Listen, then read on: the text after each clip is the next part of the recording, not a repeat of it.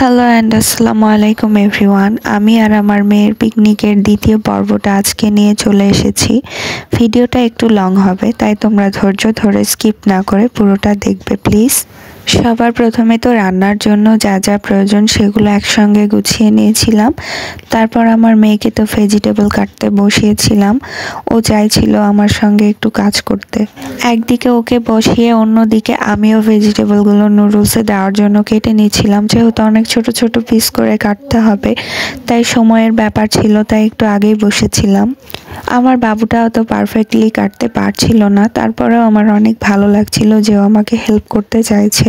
3টা মিডিয়াম সাইজের আলুও নিয়েছিলাম। আলুগুলো ঠিক গাজরের মতো করে আমি কেটে নিয়েছিলাম।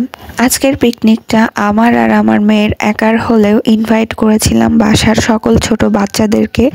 আর বাচ্চাদের জন্য নুডলস রান্না হচ্ছিল বলে আমি এত ধরনের সবজি দিচ্ছিলাম, কারণ সবজিতে প্রচুর পরিমাণ ভিটামিন প্রোটিন থাকে। এগুলো যেন বাচ্চাদের শরীরে ঠিক পরিমাণে যেতে পারে সেটাই চেষ্টা করছিলাম।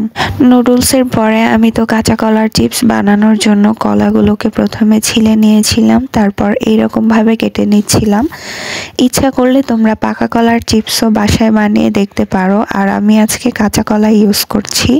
কলাতে কিন্তু প্রচুর পরিমাণ আয়রন থাকে, যেটা তোমার শরীরে রক্ত তৈরি করতে সাহায্য করে। তো আমি এখানে সব কিছু বাচ্চাদের কথা ভেবেই চিন্তা করেছি যে মেনুতে কি রাখা যায়। কাঁচা কলাগুলোর ওপরে তোমার টেস্ট অনুযায়ী পরিমাণ মতো হালকা হলুদের গুঁড়া, মরিচের গুঁড়া আর লবণটা দিয়ে মেখে নিয়েছিলাম। বাসায় যদি ছোট বাচ্চা থাকে আর এটা ওটা খাবার বায়না ধরে, বিশেষ করে চিপসটা তুমি এই কলাটা থাকলে 2 মিনিটে বানিয়ে দিতে পারবা। তো আমরা সবকিছু কাটার পর বাইরে উঠোনে নিয়ে চলে এসেছিলাম, কারণ সবাই চাচ্ছিল রান্নাটা সবার সামনে হোক আর শীতের মধ্যে গোল হয়ে সবাই বসে থেকে আড্ডা দিই। আমার বাসায় আমার ব্যবহারের জন্য সব রকমের চুলাই আছে, কিন্তু আমরা পিকনিকের সময় বেশিরভাগ মাটির চুলা অথবা স্টোভ ইউজ করি। এতগুলো বাচ্চার জন্য রান্না করতে আমার একটু ভয় লাগছিল। আমি আমার ননদকে ডেকে নিয়েছিলাম আর রান্নাটা ওই করে দিয়েছিল বাচ্চাদের জন্য। প্রথমে একটু ভুলের কারণে নুডলসগুলো বয়েল করার সময় একটু নরম হয়ে গিয়েছিল, কিন্তু পরে ঠান্ডা পানি দিয়ে যখন ধুয়ে নিয়েছিলাম তখন এগুলো আবার ঠিক হয়ে গিয়েছিল। নুডলস তো রান্না করা হয়ে গিয়েছে, তো এইবার আমি সবাইকে বলেছিলাম যে প্লেট নিয়ে আসো, সবাইকে ভাগ করে তুলে দিব।